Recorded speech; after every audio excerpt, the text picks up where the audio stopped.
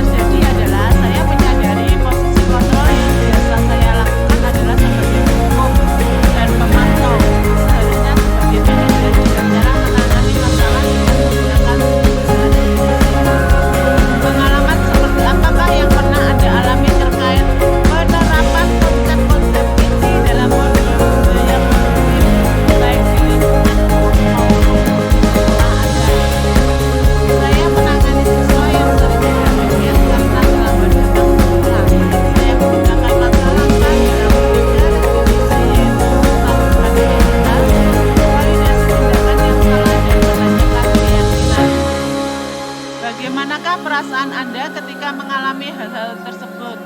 Perasaan saya sangat termotivasi untuk terus memperbaiki diri sesuai dengan nilai-nilai budaya positif di sekolah. Menurut Anda, terkait pengalaman dalam penerapan konsep-konsep tersebut, hal apa sajakah yang sudah baik? Adakah yang perlu diperbaiki? Hal-hal yang sudah baik menurut saya adalah sudah munculnya motivasi internal pada murid untuk melaksanakan budaya positif sesuai dengan nilai-nilai kebajikan yang diyakini harus diperbaiki adalah tentang guru harus menjadi sebagai manajer. Sebelum mempelajari modul ini, ketika berinteraksi dengan murid berdasarkan 5 posisi kontrol, posisi manakah yang paling sering Anda pakai dan bagaimana perasaan Anda saat itu? Setelah mempelajari modul ini, yang Anda pakai dan bagaimana perasaan Anda sekarang? Apa perbedaannya?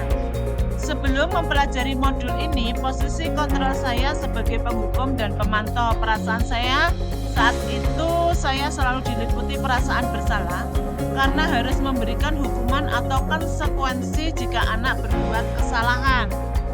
Sebelum mempelajari modul ini, pernahkah Anda menerapkan segitiga restitusi ketika menghadapi permasalahan murid Anda? Jika iya, tahap mana yang Anda praktekkan dan bagaimana Anda mempraktekannya? Setelah mempelajari modul ini, saya mulai menerapkan posisi manajer dalam penyelesaian masalah. Perasaan saya menjadi sangat tenang dan saya mulai menyadari pentingnya komunikasi yang efektif untuk menumbuhkan rasa tanggung jawab kepada murid. Selain konsep-konsep yang disampaikan dalam modul ini, adakah hal-hal lain yang menurut Anda penting untuk dipelajari dalam proses menciptakan budaya positif, baik di lingkungan kelas maupun di sekolah? Pernah, namun saya hanya menggunakan satu tahap saja, yakni menstabilkan identitas dengan memberikan pernyataan setiap orang pasti pernah berbuat kesalahan atau manusia yang sempurna. Selain konsep-konsep yang disampaikan dalam modul ini, adakah hal-hal lain yang menurut Anda penting untuk dipelajari dalam proses menciptakan budaya positif, baik di lingkungan kelas maupun di lingkungan sekolah? Hal lain yang penting dipelajari dalam proses menciptakan budaya positif adalah melakukan kolaborasi antara sekolah dan orang tua wali murid agar budaya positif ini jangan hanya dilakukan di kelas atau di sekolah saja, namun juga di rumah agar menjadi suatu kebiasaan atau karakter saat berada di lingkungan sekolah ataupun di lingkungan manapun. Demikian paparan dari saya. Terima kasih, semoga bermanfaat. Wassalamualaikum warahmatullahi wabarakatuh.